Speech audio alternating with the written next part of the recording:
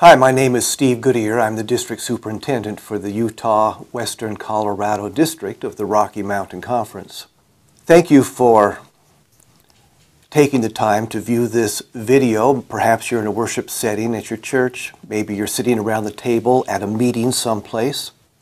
I'm looking forward to getting to know many of you and meeting you as soon as I can. I will be in most of your churches this year. And those churches that I'm not able to be in this year, I'll be sure to be in next year so I can get to know you.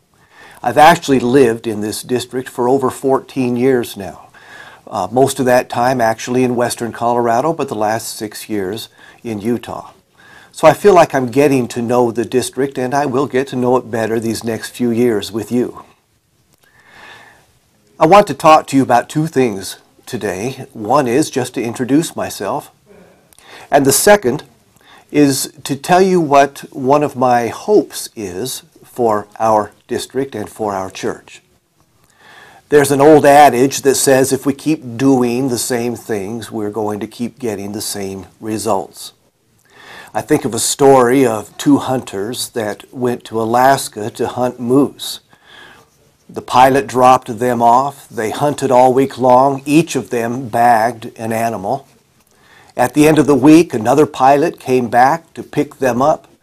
When he looked at the size of the moose that each of them had gotten, he said, "There's no way I can get you and all of that meat on the plane at the same time. The plane will never take off." Well, they argued with him. They said that we've been planning this trip all year. We couldn't wait to come out here. We spent all week hunting, and each of us got a moose this year. We can't just leave them. And besides, one of the men said, the pilot last year had no problem. We had 2 moose last year. The plane was the same size as your plane. He had no problem loading all of us on the plane last year. If the pilot last year could do that, why can't you do that? Well, they argued some more, and finally the pilot relented and let them load the meat on the plane with the 2 hunters. The plane had only been airborne for a few moments before it began to lose altitude, and it crashed into the side of a mountain.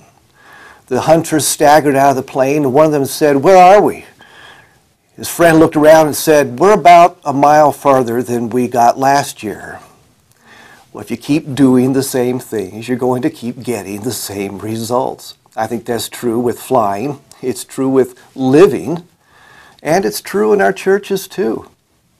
Sometimes we need to be thinking a little bit differently if we want to get some results that are a little different. And that's what I wanted to ask you about today. My question is, are you ready, perhaps, to do something a little different? What I mean is this.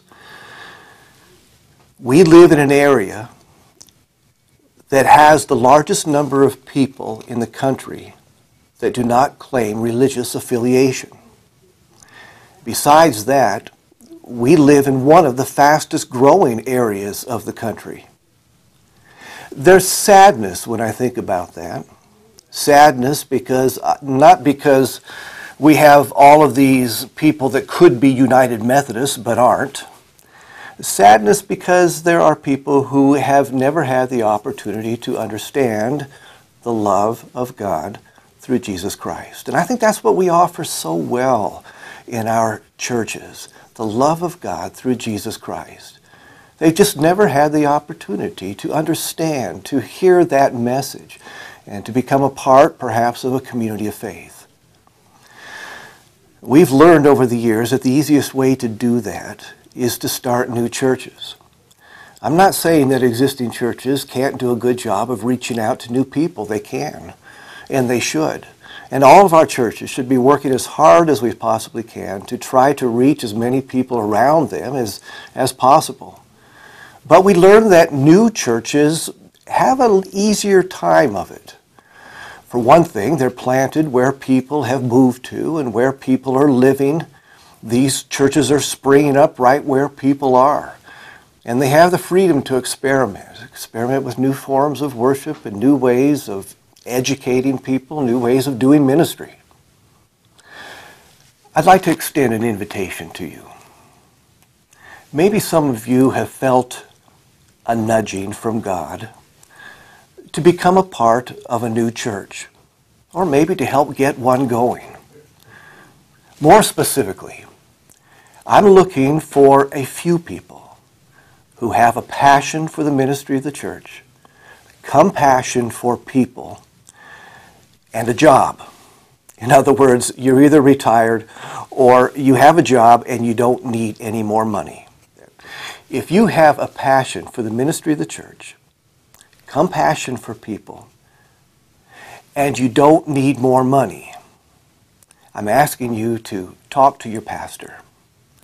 And after talking to your pastor, if your pastor confirms that perhaps you are someone that would be good in a new church start somehow, I'd like for you to talk to me.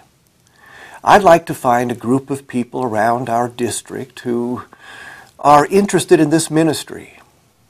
We'll get together, we'll get training, and then some of you who live in the same area can work together as a team and try to plant a church. Once that becomes successful, my hope, my dream is that we can start a second one down the road, and then perhaps another one after that. So please pray about it. See if God is nudging you in this direction.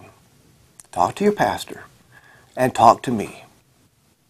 All you need is a heart for ministry and the commitment to do it. I believe in the laity. I believe in the ministry of the laity.